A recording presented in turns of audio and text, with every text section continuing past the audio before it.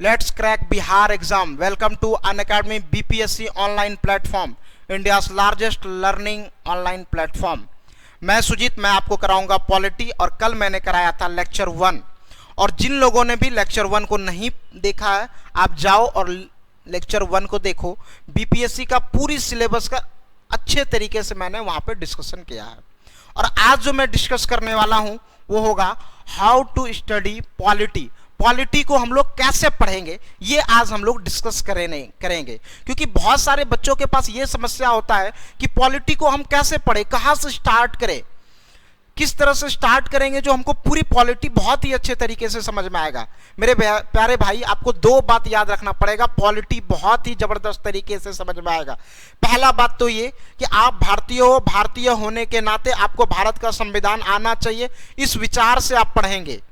दूसरा बात, मैं जो बताऊंगा उस पर आपको अमल करना है, उस पर आपको विश्लेषण और विचार करना है। तो मैं जो बताऊंगा तरीका वो भी रखना है, और दूसरा आपके दिमाग में हमेशा होना चाहिए। एग्जाम तो बहुत छोटा बात है, आप एग्जाम में आराम से प्रश्न को डील कर सकते हो अगर आपको संविधान समझ में आए। आज हमारे देश की विडंबना ये है कि 80% लोग जो ग्रेजुएट, उसको मौलिक अधिकार और मौलिक कर्तव्य के बारे में पता नहीं। यही सच्चाई है, आपको एकदम होना चाहिए, लेकिन आपको पता ही नहीं पॉलिटी स्टार्ट बेसिक चैप्टर क्या है। जैसे मैथमेटिक्स में आपको पता है कि जोड़ घटाव गुना भाग हमको आना चाहिए, और ये आने के बाद ही पूरे मैथ को हम अच्छे से सॉल्व कर सकते हैं। चाहे किसी भी चैप्टर को आप पढ़ने जाएंगे तो ये बेसिक आइडिया आपको होना चाहिए। तो उसी तरह पॉलिटी का भी बेसिक चैप्टर है। आप क्या करते हो, जब भी आप पॉलिटी को स्टार्ट करते हो, यहां से आप स्टार्ट करते हो, regulating act, fits India act. तो इस दुनिया में कोई भी चीज हार्ड नहीं है।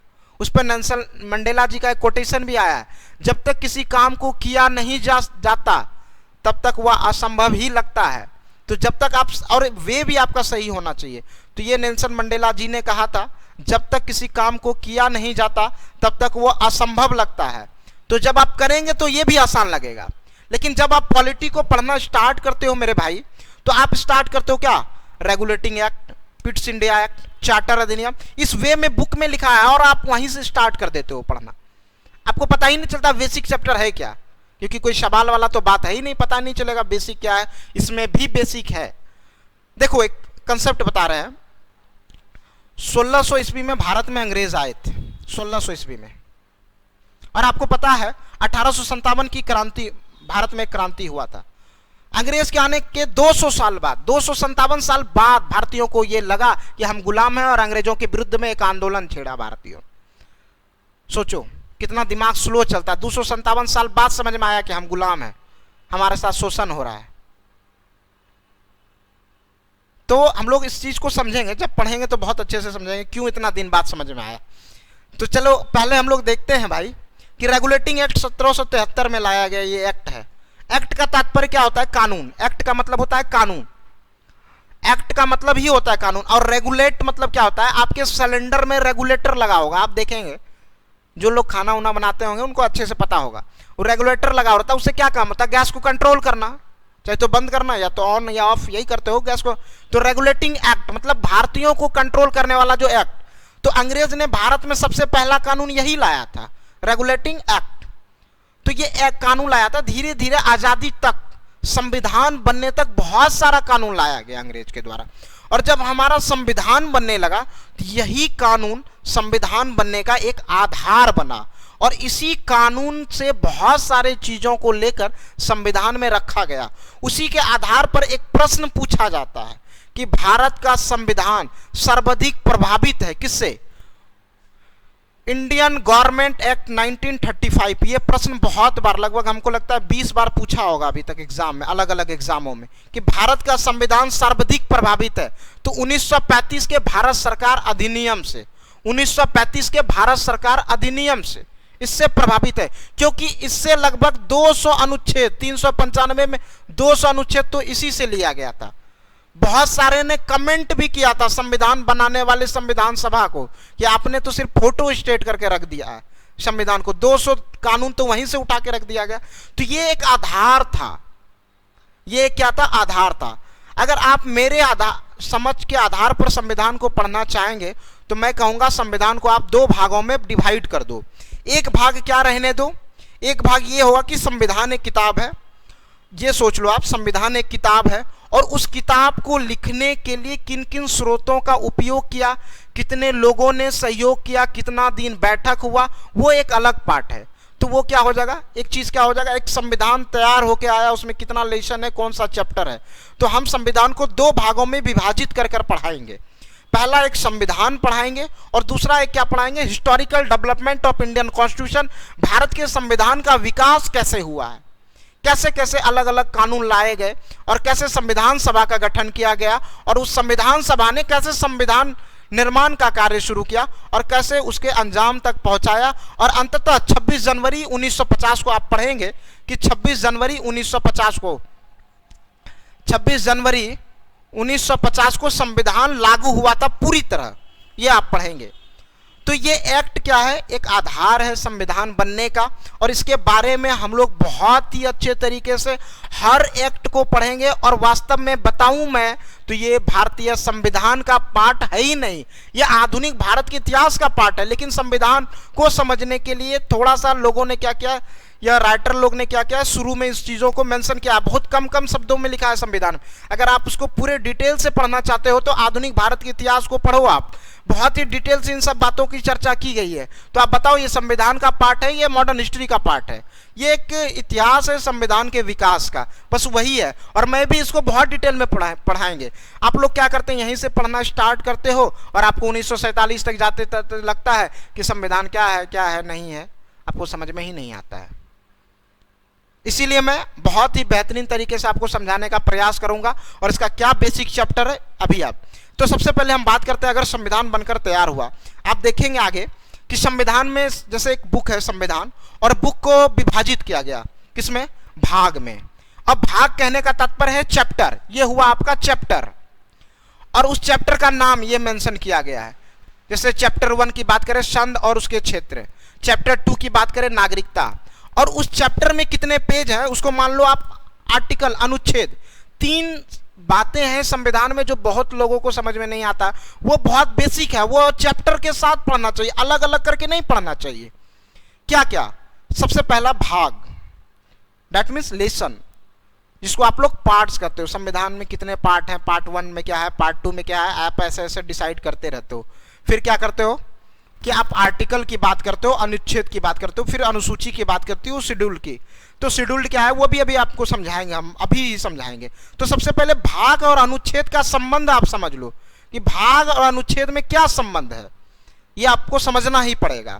तो सबसे पहले आप देखो यहाँ पे कि जो भाग है ना वो जस्ट लाइक एक लेसन का नाम लिखा हुआ है, और जो अनुच्छेद है ना वो बताया है कि लेसन 1 में पेज नंबर कहां से कहां तक। अनुच्छेद को पेज समझो आप कि पेज 1 से लेकर 4 तक। नागरिकता कौन से लेसन में, डेट मीन्स कौन से भाग में, 2, तो ये 7 पढ़ना चाहिए कि नहीं। और वो कौन से पेज में लिखा हुआ है, तो 5 से लेकर 11 माना आर्टिकल। नागरिकता के बारे में जब भी हम पढ़ेंगे तो अनुच्छेद 5 से 11 मतलब 12 में, पेज नंबर 12 या आर्टिकल 12 में नागरिकता के बारे में नहीं लिखा होगा। जब भी हम पढ़ेंगे संविधान में अनुच्छेद, वो 5 से 11 तक में ही पढ़ेंगे। जरा सा आप देखिए, जैसे बुक होता है ना, बुक में आप चैप्टर कंटेंट में देखते होंगे चैप्टर का नाम, इधर पेज का नाम लिख दिया रहता, बस वही चीज है। बस जस्ट एक एग्जांपल के लिए मैं इसको समझा रहा हूं, आपको समझ में आ रहा है ना, बस वही चैप्टर का नाम है। तो नॉर्मली आपको पढ़ना तो सारा चीज है, सारा चैप्टर आपको पढ़ना होगा। ये चैप्टर 1 क्या है, बहुत डिटेल से, लगभग 2 घंटे का लेक्चर चलेगा चैप्टर 1 पे, भाग 1 पे, जब हम लोग बहुत डिटेल में पढ़ेंगे। भाग 2 को भी लगभग 2 घंटे में हम लोग पढ़ेंगे, भाग 3 को तो पढ़ने में 3-4 घंटे का समय लगेगा। तो सारे चैप्टर को हम लोग बहुत डिटेल में पढ़ेंगे, लेकिन पहले ये भी जानना है कौन सा चैप्टर से स्टार्ट करना है, ये भी हमको जानना ही पड़ेगा, वो भी आगे हम लोग सीखेंगे। तो पहले ये समझो। अब देखो एक बात क्या है कि भारत का संविधान 26 जनवरी 1950, आप लोग देखेंगे थोड़ा यहां ध्यान से कि 26 जनवरी 1950 को संविधान पूरी तरह से लागू हुआ। जब हम लोग संविधान सभा की बात करेंगे और संविधान सभा के बारे में पढ़ेंगे तब हम बताएंगे आंशिक रूप से संविधान, पूर्ण रूप से संविधान कब लागू हुआ है और आंशिक रूप से संविधान कब लागू हुआ है। ऐसे संविधान 2 बार लागू हुआ है, 26 नवंबर 1949 को और 26 जनवरी 1950 को। भारत का संविधान पूरी तरह जो लागू हुआ है वो 26 जनवरी 1950 को लागू हुआ है। और जब संविधान 26 जनवरी 1950 को लागू हुआ था तो हमारे संविधान में 22 भाग, that means lesson, that means parts, 395 अनुच्छेद और 8 अनुसूची था, जिसको हम लोग शेड्यूल कहते हैं। ये ही था मूल संविधान में। लेकिन समय के साथ हर चीज बदलता है। आपका 10 साल पहले का जीवन क्या था और आज क्या है, बहुत सारा बदलाव लाए हैं अपने दिनचर्या से लेकर हर चीज में। उसी तरह संविधान में भी समय बदलने के साथ कुछ चीजों को लगा कि जोड़ा जाए तो उसको जोड़ा गया, कुछ चीजों को लगा हटाया जाए तो हटाया गया। जैसे आपके जीवन में बहुत सारे चीज को आपने अच्छा लगा तो उसको अडॉप्ट किया, कुछ चीज खराब लगा तो उसको आपने हटाया अपने जीवन से। उसी तरह संविधान में भी जैसे जैसे विकास हुआ देश में, जैसे देश में नए नए कानून की आवश्यकता हुई, वैसे वैसे नए नए कानून को जोड़ा गया हमारे देश के संविधान में। और कुछ चीजों को जिसकी आवश्यकता नहीं था उसको हटाया भी गया। तो इसको किस माध्यम के द्वारा किया गया, इसको संविधान संशोधन अधिनियम के तहत किया जाता है। उसको भी हम लोग साथ साथ ही पढ़ेंगे और आपको इसके बारे में एक चैप्टर पढ़ाएंगे, आर्टिकल 368 आर्टिकल 368 के बारे में, संविधान संशोधन अधिनियम के बारे में भी पढ़ाएंगे। बहुत ही डिटेल तरीके से मैं पढ़ाऊंगा।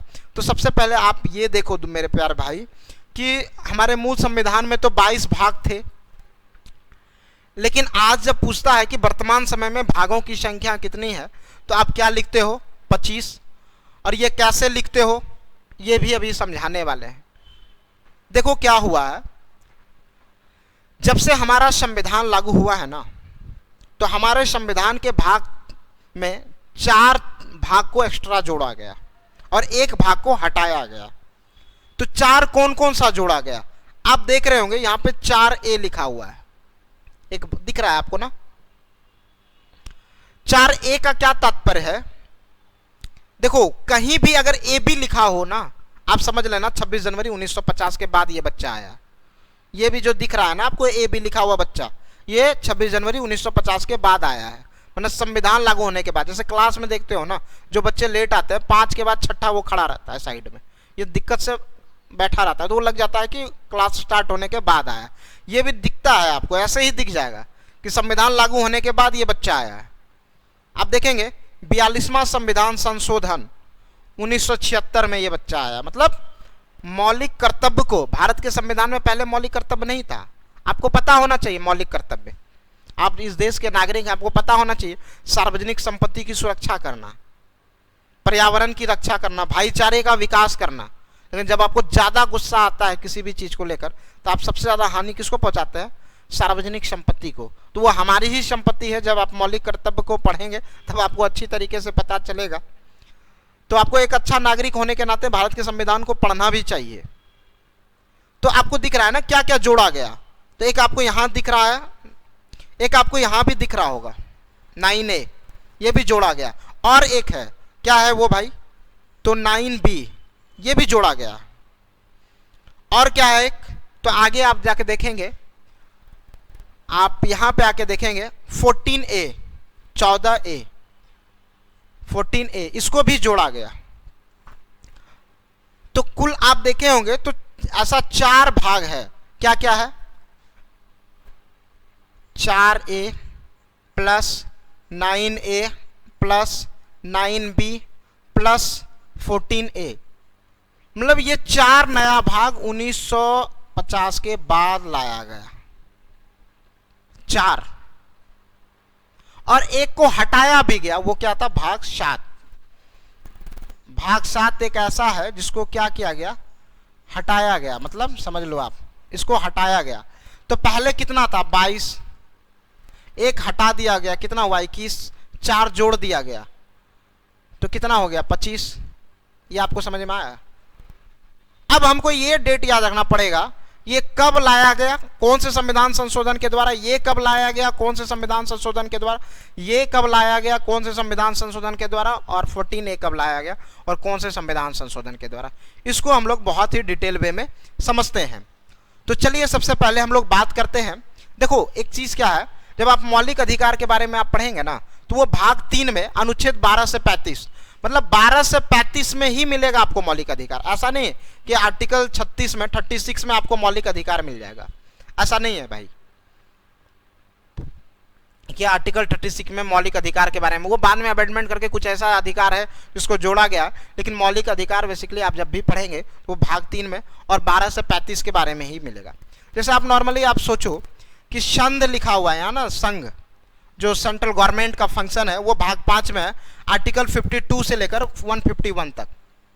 जैसे देखो आप भाग 5 में जब सेंट्रल गवर्नमेंट को आप पढ़ेंगे ना, तो सेंट्रल गवर्नमेंट में आप क्या देखते हैं, भाग 5 में राष्ट्रपति केंद्र का है या राज्य का, केंद्र का है तो भाग 5 में पढ़ेंगे। प्रधानमंत्री केंद्र का है या राज्य का, केंद्र का है तो वो भाग 5 में पढ़ेंगे। आप देखेंगे राज्यसभा राज्य का है या केंद्र का, केंद्र का है तो वो भाग 5 में पढ़ेंगे। लोकसभा केंद्र का है, भाग 5 में पढ़ेंगे। सुप्रीम कोर्ट 124 वो आर्टिकल 124 में वो हम लोग कहां पढ़ेंगे, केंद्र में। तो जो केंद्र का विषय है वो भाग 5 में पढ़ा जाएगा। जैसे आप भाग 6 को देखेंगे, यहाँ पे राज्य के बारे में मेंशन किया गया है। तो जैसे आप देखेंगे भाग 6 में राज्य सरकार का मेंशन किया गया है, तो राज्य सरकार का जो मेंशन किया गया है वो कौन से भाग में किया गया है, भाग 6 में किया गया है। और भाग 6 में जैसे आप देखेंगे कि मुख्यमंत्री वो राज्य का विषय है और राज्य का पार्ट है, तो भाग 6 में पढ़ेंगे। राज्यपाल राज्य का पार्ट है, विधानसभा, विधान परिषद, विधानमंडल, हाई कोर्ट 214 में। तो इन सारे बातों को हम लोग बहुत ही डिटेल से अलग अलग भाग में सारे भाग को पढ़ेंगे और बहुत ही बेहतरीन तरीके से पढ़ेंगे। और आपका ये लास्ट बार होगा, आप जब इस वे में संविधान को पढ़ लेंगे ना, तो लक्ष्मीकांत हो या डीडी बसु हो या सुभाष कश्यप हो, आपको बहुत ही अच्छे तरीके से समझ में आएगा मेरे प्यारे भाई। और मेंस और पीटी के ऐसा कंसेप्ट माइंड सेट करके मत पढ़ना, ये आपको कहीं भी लिखना पड़ सकता है। तो समझ में आ रहा है ना। और आप बीपीएससी की प्रिपरेशन कर रहे हो तो आपको थोड़ा सा एक्टिव होकर रहना ही पड़ेगा। ऐसा नहीं कि ये और भी किसी एग्जाम में आपको काम आने वाला नहीं है, वो जिंदगी भर आपको काम आने वाला है। किसी भी एग्जाम में, किसी भी एग्जाम मतलब कॉम्पिटिटिव एग्जाम में, आप एसएससी दो, रेलवे दो, यूपीएससी दो, बीपीएससी दो, जेपीएससी दो, कोई भी एग्जाम में ये बहुत इंपॉर्टेंट होगा। तो बहुत ही अच्छे तरीके से समझना। आज सिर्फ मैं बता रहा हूं कि कैसे संविधान को पढ़ना चाहिए। तो ये देखो, तो ये आपको समझ में आ गया 4A को। तो 4A को कब जोड़ा गया, 42वां संविधान संशोधन 1976 में। अभी हम बात करते, देखो यहां पे क्या है, भाग 7। तो भाग 7 के बारे में हम लोग थोड़ा सा समझेंगे अच्छा से। पहले क्या था, आजादी के बाद भारत में 542 प्रोविंसेस थे। 542 प्रोविंसेस की बात करें हम, तो वैसा क्षेत्र जहां पे छोटे छोटे राजाओं के द्वारा शासन किया जाता था। परंतु आजादी के बाद उनको 3 ऑप्शन दिया गया, एक तो आप भारत में चले जाओ, या तो फिर पाकिस्तान में चले जाओ, या फिर स्वतंत्र हो जाओ। 539 प्रोविंसेस ऐसे थे, रियासत ऐसे थे जिन्होंने भारत में मिलने की सहमति जताई, 539, और वो भारत में मिल भी गए, विलय पत्र पर हस्ताक्षर भी किया। लेकिन 3 प्रोविंसेस ऐसे थे हिंदुस्तान में, हैदराबाद, जूनागढ़ और जम्मू कश्मीर, जिन्होंने स्वतंत्र रहने का निर्णय लिया गया। बाद में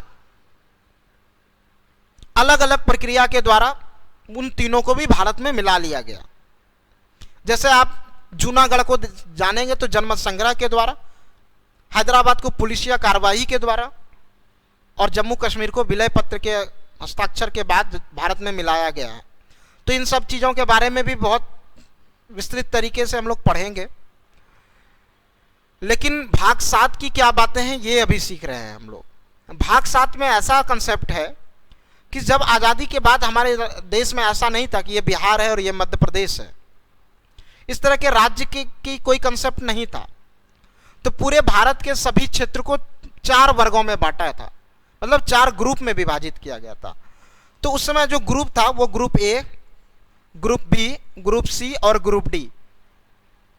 वो रेलवे वाला ग्रुप डी नहीं, आप समझ लेना, ये ग्रुप डी है। मतलब 4 वर्गों में पूरे भारत के राज्य, मान लो इसमें बिहार, उत्तर प्रदेश ऐसे करके मेंशन कर दिया, कुछ राज्यों को इसमें, कुछ राज्यों को इसमें, अंडमान निकोबार ग्रुप डी में रखा गया था। ऐसे 4 वर्गों में सभी क्षेत्रों का नाम लिख लिख कर बांट दिया गया। लेकिन जब आप ये वाला चैप्टर पढ़ेंगे ना, संघ और उसके राज्य क्षेत्र, तब आपको पता चलेगा कि भारत में कैसे कैसे राज्य का निर्माण हुआ है और कैसे कैसे संघर्ष किया गया राज्य के निर्माण के लिए, और कौन कौन से आयोग बनाए गए इसके लिए, और अलग अलग आयोग ने अपनी क्या क्या रिपोर्ट प्रस्तुत किया भारत सरकार के समक्ष। ये आप पढ़ेंगे इस वाले चैप्टर में।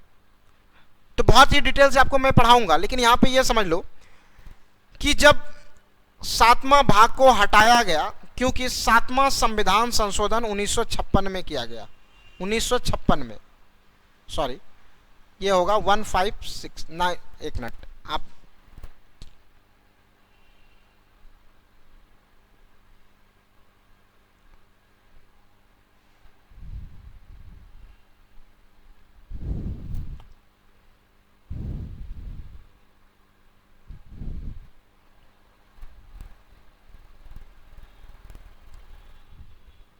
आप देखेंगे यहाँ पे 1956 में, मैं बता रहा हूँ 1956 में। तो याद रखेंगे 7वें भाग को कब हटाया गया, तो 7वां संविधान संशोधन 1956। आप पेन और कॉपी लेके बैठे रहेंगे और इसको लिखेंगे आराम से। यहाँ पे ये सारे ग्रुप का कंसेप्ट को खत्म करके भारत में 14 राज्य का निर्माण किया गया था।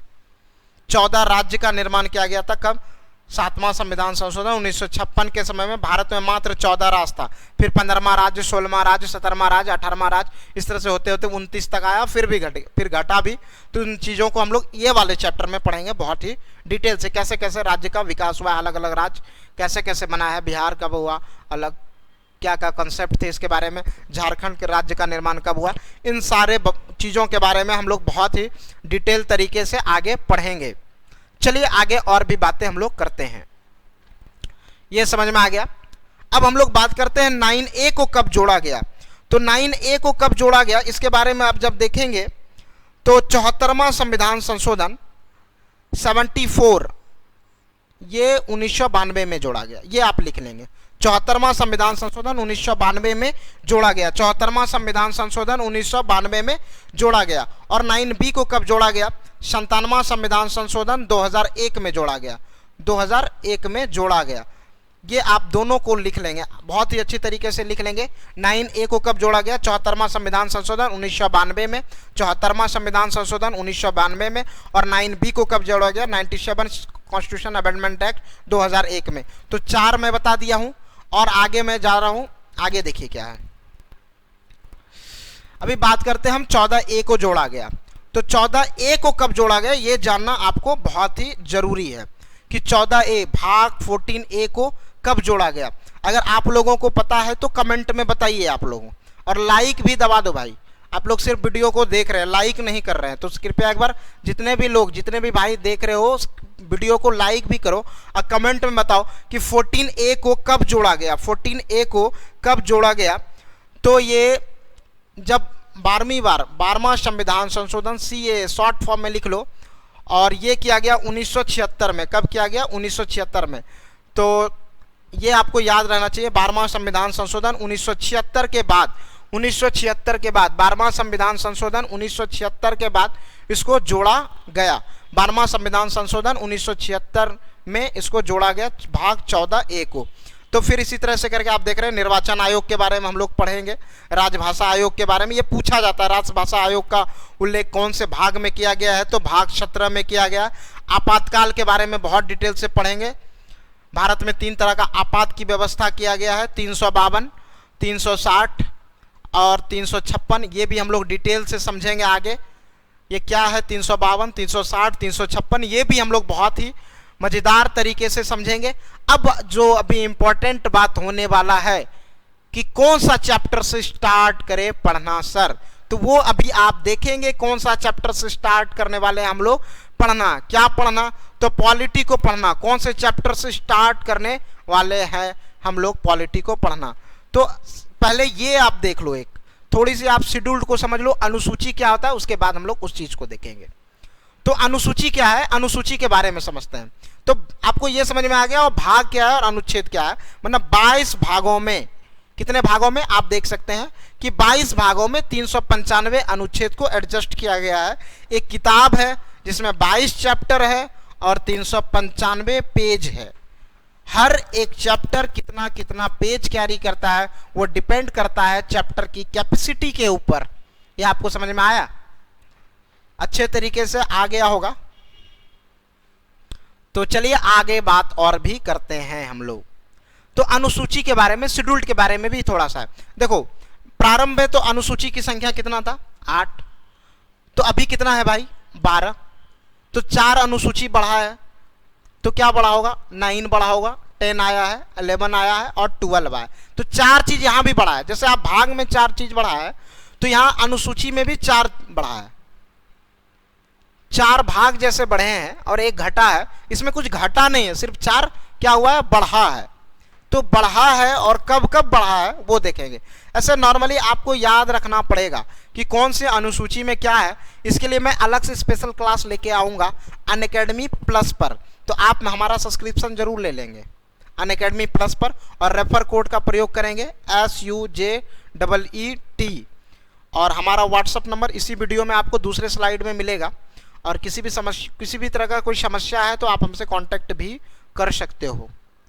जितने भी लोग देख रहे हैं हमारे लेक्चर को तो आप कांटेक्ट भी कर सकते हो। किसी भी तरह का कोई भी समस्या अगर आपके पास आता है सब्सक्रिप्शन लेने में और भी किसी तरह की कोई समस्या, प्रश्न में कोई समस्या, तो आप हमको डायरेक्ट व्हाट्सएप पे पूछ सकते हो।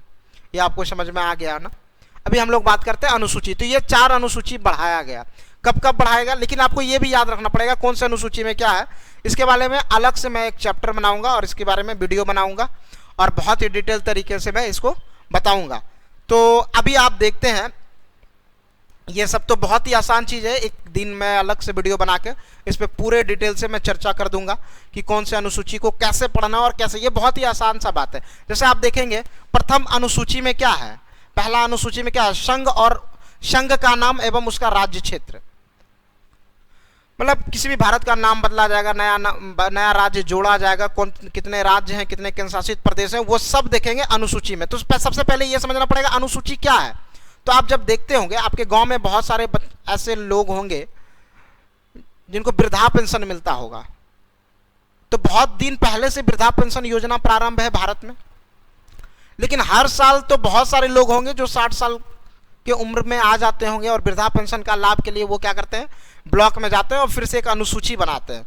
तो किसी बात को लेकर फिर से एक सूची तैयार करना, उसी को हम लोग अनुसूची कहते हैं। या छूटे हुए बात, कोई चीज छूट गया था उसके लिए फिर से एक सूची तैयार करते हैं, उसको हम लोग क्या बोलते हैं, अनुसूची। संविधान में कुछ ऐसा चीज रहा जो अलग अलग जो छूट गया तो फिर से एक सूची तैयार किया जिसको हम लोग क्या बोलते हैं, अनुसूची।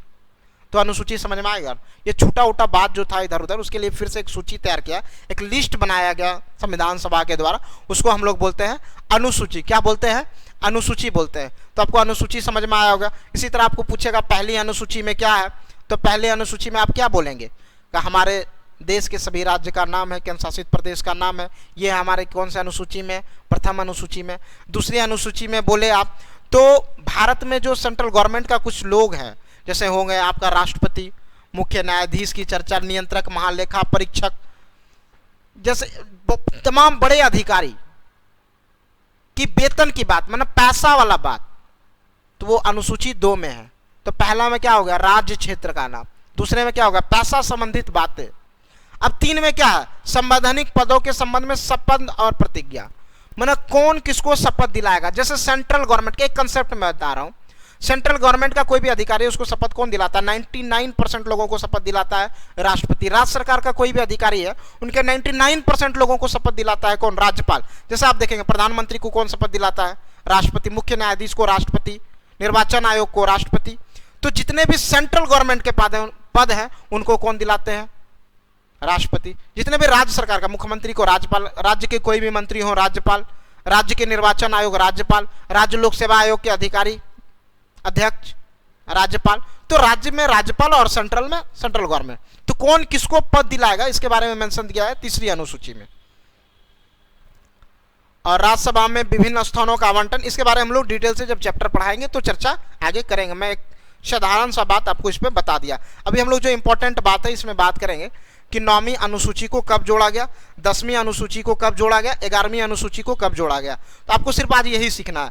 तो 9वीं अनुसूची को कब जोड़ा गया भाई, तो ये पहला CAA माना संविधान लागू होने के बाद जो पहली बार संशोधन किया गया था 1951 में। 1950 में तो लागू हुआ ही था और 1951 में पहली बार छेड़छाड़ करना संविधान से शुरू कर दिया गया। तो 9वीं अनुसूची जिसमें आपको आप बोलते हैं भूमि सुधार अधिनियम को रखा गया है, तो वो पहला संशोधन था, पहला संविधान संशोधन, एकदम पहला संविधान, पहली बार संशोधन। कितना नया और फ्रेश संविधान होगा, उसको छेड़ना शुरू किया। तो पहला संविधान संशोधन और उसमें जमीन वाला बात को रखा गया।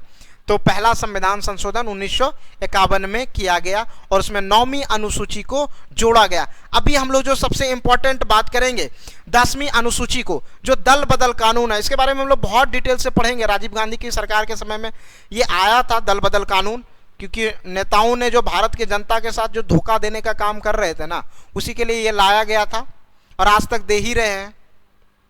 अगर नहीं देते तो शायद आपको इतना दिन नौकरी की तैयारी नहीं करना पड़ता और पहले ही आपकी जॉब लग जाते। तो इसीलिए दल बदल कानून सरकार को बचाने के लिए, देश में इलेक्शन ज़्यादा ना हो उसकी खर्च को बचाने के लिए ये कानून बहुत ही महत्वपूर्ण रहा है। और दल बदल कानून लाया गया 1985 में। दल बदल कानून कब लाया गया? 1985 में 52 अमेंडमेंट एक्ट CAA, और ये लाया गया 1985 में। तो 10वीं अनुसूची को में क्या है? दल बदल कानून, और ये लाया गया 1985 में 52वां संविधान संशोधन के अंतर्गत। 52वां संविधान संशोधन के अंतर्गत अब 11वां अनुसूची की बात करें, अनुसूची 11 में क्या है? पंचायतों की शक्ति के बारे में बात किया गया। जैसे देखते हैं आप लोग, ये जो है ना, ये आप जब पढ़ेंगे राज्य के नीति निर्देशक सिद्धांत में ये लिखा हुआ है कि ग्राम पंचायत या पंचायती राज व्यवस्था और शहर के लिए नगर निगम हो। ये फेडरल सिस्टम की एक खूबसूरती है मेरे प्यारे भाई। संगठनात्मक शासन प्रणाली की एक सुंदर सी व्यवस्था है। यह हर स्तर पर हमारा सरकार का प्रतिनिधित्व खड़ा है हमारे देश के विकास के लिए। आपको वार्ड स्तर पर आपका प्रतिनिधित्व, ये देश का लोकतंत्र बहुत ही खूबसूरत है, तो इसीलिए ये बनाया गया है। तो ये 11वीं अनुसूची को जोड़ा कब गया? यह 73वां संविधान संशोधन 1992, 73वां संविधान संशोधन 1992, ये 73 कॉन्स्टिट्यूशन अमेंडमेंट एक्ट के अंतर्गत 1992 में जोड़ा गया है। और इसमें जो सब्जेक्ट की बात है, इसमें 29 सब्जेक्ट हैं। मतलब जैसे आप संघ सूची ये देख रहे होंगे ना, विभिन्न सूचियां हैं, संघ सूची होता है, राज्य सूची होता है, समवर्ती सूची होता है। ये आप पढ़ेंगे 7वीं अनुसूची में। ये फेडरल सिस्टम में नजर आता है। कहाँ नजर आता है? फेडरल सिस्टम में। संघ सूची, राज्य सूची, समवर्ती सूची का जो कंसेप्ट है, ये फेडरल सिस्टम में नॉर्मली देखा जाता है। जहाँ पे यूनिटरी सिस्टम रहता है, एकात्मक शासन रहता है, वहाँ पे ये सब्जेक्ट नहीं मिलेंगे आप। समवर्ती सूची में जिसमें केंद्र और राज्य दोनों मिलकर कानून बना सके। जैसे आपके घर में अगर मोबाइल खरीदना हो तो पिताजी और आप दोनों मिलकर कोई सहमति करते हैं, तो उसको, उस विषय को हम लोग समवर्ती सूची में रख सकते हैं। जैसे घर का कोई निर्णय लेना हो, वो सिर्फ आपके पिताजी ही कर सकते हैं, तो वो संघ सूची में रखा जाता है। और आपको पढ़ाई करना है, किन सब्जेक्ट का करना है, ये सिर्फ आप ही डिसाइड कर सकते हो, पिताजी का इसमें कोई ज़्यादा हस्तक्षेप नहीं रहता है। तो ये आपकी सूची का है। जस्ट में मान लो आप राज्य सूची का विषय है, तो इसी तरह का व्यवस्था है भारत में भी, संघ सूची, राज्य सूची और समवर्ती सूची का।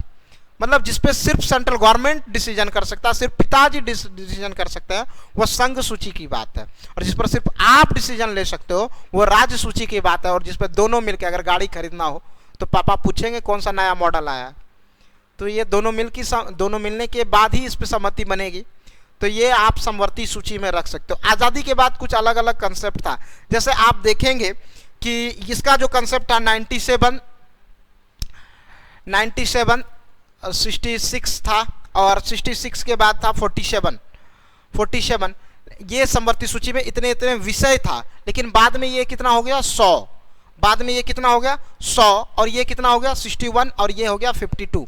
तो ये बढ़ा है, ये भी बढ़ा है, लेकिन ये राज्य सूची में कुछ कमी कर दिया गया। तो ये किया गया है, ठीक है। तो या इसके बारे में हम लोग डिटेल में आगे चर्चा करेंगे, कौन सा विषय किस क्षेत्र में आते हैं। इससे भी काफ़ी इंपॉर्टेंट सब प्रश्न पूछे जाते हैं, आज मैं वो नहीं बता रहा हूँ, ठीक है। तो ये समझ में आ गया 73वां संविधान संशोधन 1992। और इसमें कितने विषय हैं याद रखना पड़ेगा आपको कि पंचायती राज्य में कितने विषय हैं? 29 विषय हैं। 29 बातों पर यह कानून बना सकता है, 29 विषय हैं। अब देखते हैं हम नगर पालिकाओं, शहर के लिए जो नगर निगम की व्यवस्था किया गया है। क्या किया गया है? नगर निगम की जो व्यवस्था किया गया वो कौन से संविधान संशोधन के द्वारा जोड़ा गया? तो 74। और ये भी जोड़ा गया 1992। कब जोड़ा गया? 1992 में जोड़ा गया है। और इसमें विषय की संख्या कितना है? 18। कितने विषय हैं नगर निगम में? नगर निगम में 18 विषय हैं। कितने विषय हैं नगर निगम में?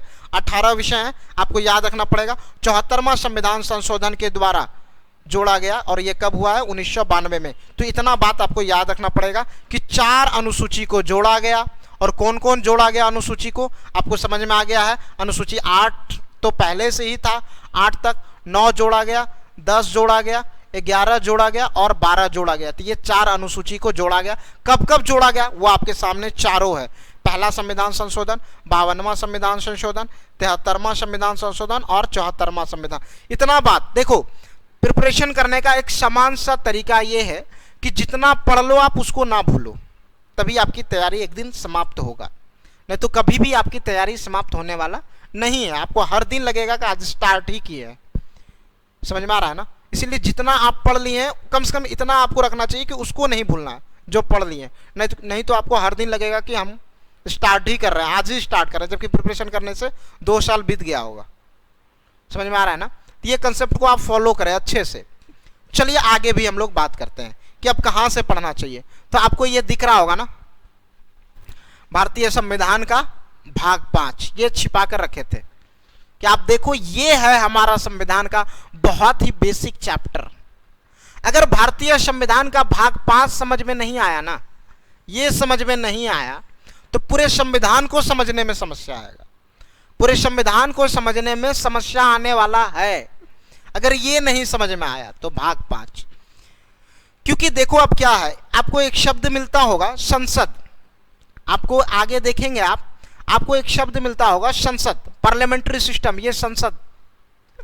और मौलिक अधिकार के विषय पर कानून बना सकता है संसद, नागरिकता के विषय पर कानून बना सकता है संसद।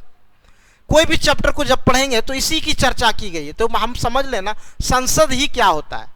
अगर संसद के बारे में ही समझ लेंगे तो बहुत ही आसानी होगा हमको समझने में। होगा कि नहीं होगा? तो होगा, बहुत ही आसान तरीके से हम लोग संसद को समझेंगे। तो चलिए आज हम लोग बात करते हैं संसद के बारे में, पार्लियामेंट्री सिस्टम के बारे में आज बात करते हैं हम लोग मेरे प्यारे भाई, कि यह संसदीय प्रणाली क्या है। और ये भाग 5 में आप देख सकते हैं। यहां पे देखो, सबसे पहले आपको क्या याद रखना है कि भाग 5 में कहां से कहां तक का अनुच्छेद मेंशन किया गया। इन चीजों के आपको ध्यान रखना पड़ेगा कि अनुच्छेद 52 से लेकर 151 तक, अनुच्छेद 52 से लेकर 151 तक, मैंने आप देखेंगे कि भाग 5 में अनुच्छेद 52 से लेकर 151 तक, ये बात आप याद रखना पड़ेगा कि भाग 5 में यहां से यहां तक सेंट्रल गवर्नमेंट। देखो, भारत अंग्रेजों का गुलाम था, अभी है नहीं। तो क्या है कि उस समय ये जो पार्लियामेंट्री सिस्टम है, हम लोग बहुत, जैसे भारत का संविधान बना है, लगभग 60 देशों का संविधान को पढ़ा गया और जो जो चीज अलग अलग देशों में अच्छा लगा ना उसको हम लोग अडॉप्ट किए कहां? भारत के संविधान में। तो ये जो आप पार्लियामेंट्री सिस्टम देख रहे हैं ना, पार्लियामेंट्री सिस्टम, संसदीय प्रणाली, ये ब्रिटेन के संविधान से लिया गया। किस देश के संविधान से लिया गया है ये पार्लियामेंट्री सिस्टम? ब्रिटेन के संविधान से। ये इमेज भी दिख रहा होगा भारत के पार्लियामेंट का, संसद भवन का। ये अंग्रेजों के द्वारा ही बनाया गया ये संसद भवन भारत में, हम लोगों ने नहीं बनाया है, अंग्रेजों ने ही बनाया है ये पार्लियामेंट। और वो पार्लियामेंट्री सिस्टम देश में कानून बनाने की एक सिस्टम है, पार्लियामेंट्री सिस्टम, जिसको हम लोग कहते हैं वेस्टमिनिस्टर का सिस्टम है ये। तो पार्लियामेंट, संसद का निर्माण कैसे होता है ये अभी हम लोग आगे देखते हैं। सबसे पहले आपको दिख रहा होगा राज्यसभा, और एक दूसरा पार्ट होता है जिसको हम लोग कहते हैं लोकसभा, और एक तीसरा पार्ट होता है जिसको हम लोग कहते हैं राष्ट्रपति। क्या बोलते हैं हम लोग? राष्ट्रपति। पहला क्या है? राज्यसभा, दूसरा क्या है? लोकसभा, और तीसरा क्या है? राष्ट्रपति। आप देखेंगे यहां पे, जरा ध्यान से देखना, ये पहला, ये दूसरा और ये तीसरा। तो संसद के 3 अंग होते हैं। There are 3 parts of parliament. संसद के 3 अंग होते हैं। क्या क्या मैंने बताया? आप देखो ध्यान से, अभी देखो ध्यान से आप, कि पहला जो अंग है संसद का वो है क्या? राज्यसभा, दूसरा क्या है? लोकसभा, और तीसरा क्या है?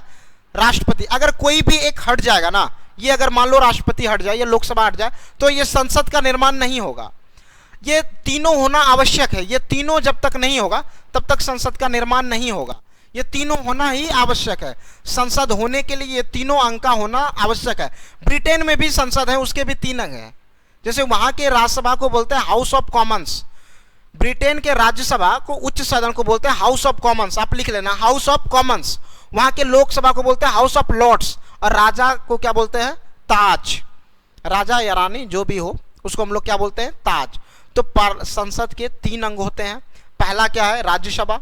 दूसरा क्या है? लोकसभा।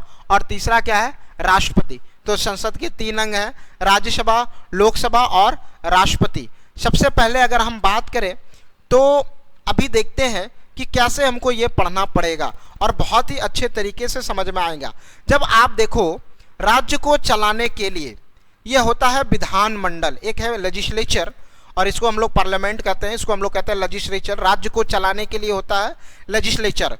देखना आप, अगर आपको पार्लियामेंट्री सिस्टम, संसदीय प्रणाली बहुत अच्छे से समझ में आएगा संविधान में, तो आपको ये राज्य सरकार भी समझ में आएगा, विधानमंडल। अगर आपको राज्यसभा समझ में आया ना अच्छे से, तो ये विधान परिषद भी समझ में आएगा। अगर आपको लोकसभा समझ में आया ना, तो ये विधानसभा भी समझ में आएगा। अगर आपको राष्ट्रपति समझ में आया ना, तो राज्यपाल भी समझ में आएगा। ये सारा एक दूसरे से क्या है? लिंक है। आपको जैसे जैसे अच्छे से समझ में आएगा ना ये पूरे, और इनके बाद आपको पूरा चैप्टर समझ में आने लगेगा। सबसे पहले हम लोग ये पढ़ेंगे, फिर ये पढ़ेंगे, फिर ये पढ़ेंगे, और फिर ये पढ़ेंगे, और फिर इसके आगे विधानसभा और राज्यपाल, और एक सिस्टमेटिक तरीके से मैं पढ़ाते जाऊंगा आपको, और बहुत ही बेहतरीन तरीके से आपको समझ में आने वाला है। जैसे देखो, अभी मैं एक सामान्य सा बात बता रहा हूं आपको कि संसद की हम बात करें तो सबसे पहले पूछा जाएगा अनुच्छेद 79 में क्या लिखा हुआ है? संसद। 80 में क्या लिखा हुआ है? राज्यसभा। 81 में क्या लिखा हुआ है? लोकसभा। तो एक अब समान सा शब्द बताते हैं, सरल। अगर आप सरल लिखेंगे तो 100 से संसद, र से राज्यसभा, लो से लोकसभा, और आर्टिकल क्या लिखेंगे? 79, 80 और 81। आपको ये तीनों आर्टिकल याद हो जाएगा। और ये सारे कौन से भाग के अंतर्गत आएंगे?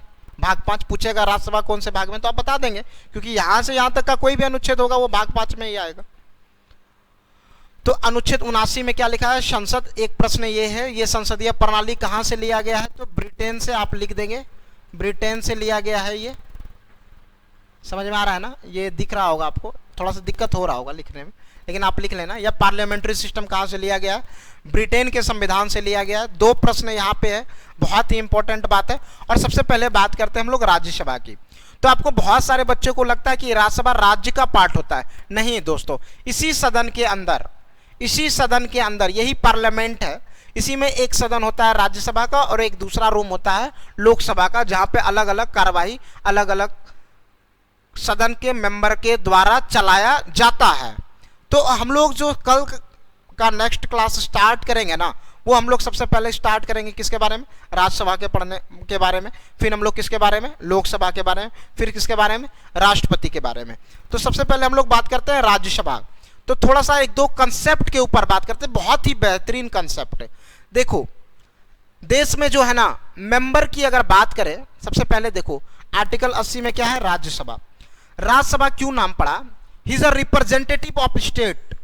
वो राज्य का प्रतिनिधित्व करता है। किसका प्रतिनिधित्व करता है? राज्य का। प्रत्येक राज्य के विधानसभा के द्वारा चुनकर भेजा जाता है राज्यसभा में सदस्य। तो पहला प्रश्न कि राज्यसभा का सदस्य कहां से चुनकर आते हैं? तो राज्य के विधानसभा से। कहां से चुनकर आते हैं? राज्य के विधानसभा से राज्यसभा का सदस्य चुनकर आते हैं। कहां से? राज्य के विधानसभा से राज्यसभा का सदस्य चुनकर आते हैं। कहां से? राज्य के विधानसभा से राज्यसभा का सदस्य चुनकर आते हैं। ये पहला प्रश्न है। आप एक समानता प्रश्न पढ़े होंगे कि राज्यसभा में अधिकतम सीटों की संख्या 250, वर्तमान में 245। ये भी क्लियर करेंगे। अधिकतम सीटों की संख्या 552, वर्तमान में 545। ये बहुत सारा विचार है आपके मन में, ये सभी चीजें होगा। हमारे देश में जो प्रतिनिधियों की जो संख्या है ना मेरे प्यारे भाई, वो डिपेंड करता है आबादी पर, ना कि क्षेत्रफल पर। जैसे बिहार में राज्यसभा की कितने सीटें होंगे, ये डिपेंड करता है बिहार की जनसंख्या के ऊपर। अब आप देखो, भारत में सबसे अधिक आबादी वाला राज्य कौन सा है? तो भारत में सबसे अधिक आबादी वाला जो राज्य होगा वो उत्तर प्रदेश है। और जब उत्तर प्रदेश सबसे अधिक आबादी वाला राज्य है तो हम देखेंगे भारत में सबसे अधिक राज्यसभा का सीट कहाँ है? उत्तर प्रदेश में। भारत में सबसे अधिक लोकसभा का सीट कहाँ है? उत्तर प्रदेश में। भारत में सबसे अधिक विधान परिषद का सीट कहाँ है? उत्तर प्रदेश में। भारत में सर्वाधिक विधानसभा का सीट कहाँ है? उत्तर प्रदेश में। ये आपको कंसेप्ट समझ में आया? ये कंसेप्ट है, आपको बहुत ही बेहतरीन तरीके से मैं समझाऊंगा। राज्यसभा, तो राज्यसभा कहाँ का है? बहुत सारे लोगों को लगता है कि ये राज्य का पार्ट है, नहीं है ये राज्य का पार्ट। ये राज्य के विधानसभा के द्वारा अप्रत्यक्ष रूप से, डायरेक्ट जनता नहीं चुनता है, आप लोकसभा के मेंबर को डायरेक्ट चुनकर भेजते हैं। तो यहाँ तक आपको बहुत अच्छे तरीके से समझ में आ चुका होगा। अब हम लोग आगे बात करते हैं, थोड़ा सा सामान्य परिचय हम लोग राज्यसभा के बारे में जानकारी हासिल करेंगे। क्या क्या करेंगे ये जरा देखते हैं। देखो, पहले हम लोग ना राज्यसभा को राज्यसभा नहीं बोलते थे, पहले हम लोग राज्यसभा को बोलते थे राज्य परिषद।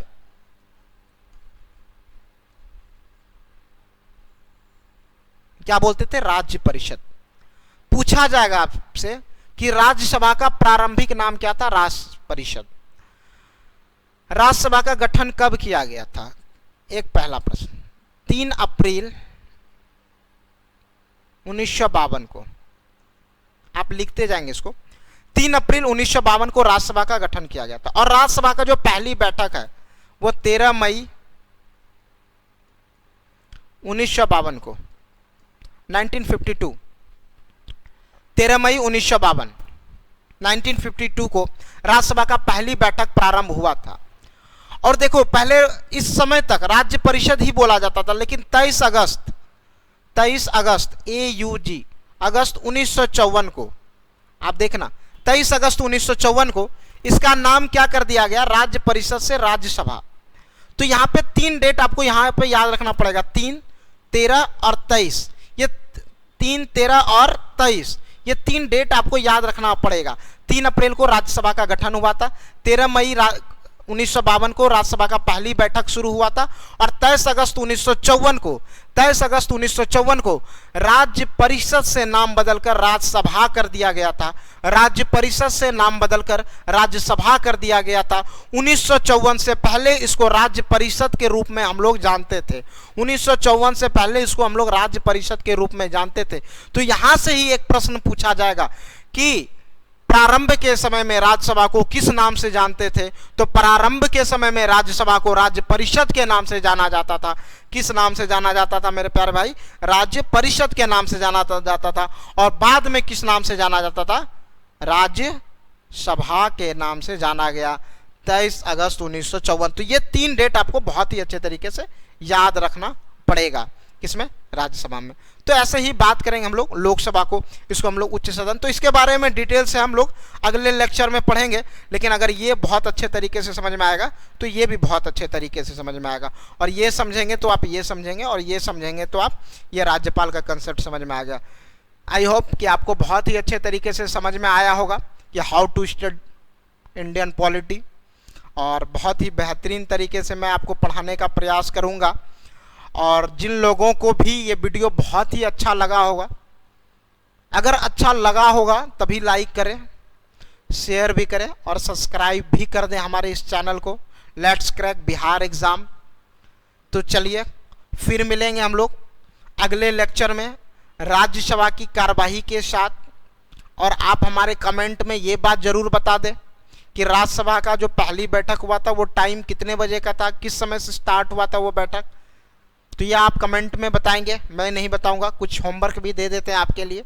अगर आप 66th BPSC के लिए तैयारी कर रहे हैं मेरे प्यारे भाई, तो आप अनअकैडमी का सब्सक्रिप्शन ज़रूर ले लें, क्योंकि हमारे बिहार के जितने भी टॉप फैकल्टीज़ हैं, BPSC के लाइन के जितने भी शिक्षक हैं, वो हमारे अनअकैडमी के प्लेटफॉर्म पर आ चुके हैं। और आप अगर सीरियस कैंडिडेट हो तो आप ज़रूर है। और हमारे रेफ़र कोड जो है, जो हमारा रेफ़र कोड है, आप SUJEE सुजीत का प्रयोग करेंगे तब आपको 10% का डिस्काउंट भी मिलेगा। 10% का डिस्काउंट मिलेगा जब आप रेफर कोड सुजीत का प्रयोग करेंगे। आप अनअकैडमी के लर्निंग ऐप को डाउनलोड करो और उसमें बीपीएससी कैडर में जाके जब आप सब्सक्रिप्शन लेंगे, क्योंकि हमारा प्लस कोर्स पे भी चलेगा और वहाँ पे भी एक अलग नए नए कंसेप्ट के साथ हम लोग बातें करेंगे और स्पेशल क्लास भी होगा अनअकैडमी प्लस पर, तो वहाँ भी बात करें। इसलिए आप सब्सक्रिप्शन ले लेना, 10% का डिस्काउंट। और बहुत ही, अगर आप 24 महीने का कोर्स का सब्सक्रिप्शन लेंगे आपको लगभग 315-25 के लगभग में आपको पर मंथ पड़ेगा। तो बीपीएससी की प्रिपरेशन के लिए ये ज़्यादा नहीं है और 1 महीने 2 महीने का बहुत ज़्यादा फीस पड़ जाता है। इसलिए आप ज़्यादा कोशिश करें 12 या 24 महीने का लेने पे आपको ज़्यादा फ़ायदा होगा, क्योंकि आपको पता है कि 1-2 महीने में बीपीएससी का प्रिपरेशन तो करा नहीं जा सकता है, आपको टाइम लगेगा, एग्ज़ाम भी डिले होते रहता है, पीटी हो गया तो मेंस के लिए भी काफ़ी टाइम लगता है और भी बहुत सारे रीज़न है। तो मैं आशा करता हूँ कि आप लोग बहुत ही अच्छे तरीके से इन आज के लेसन को समझे होंगे। जय हिंद, जय भारत, जय बिहार। और फिर मिलेंगे कल मैं अगले लेक्चर के साथ और उसमें हम लोग जानेंगे राज्यसभा की शक्तियाँ, राज्यसभा के कार्य और भी राज्यसभा की कई नई बातों के साथ कल मैं मिलूँगा। थैंक यू, धन्यवाद सभी लोगों को।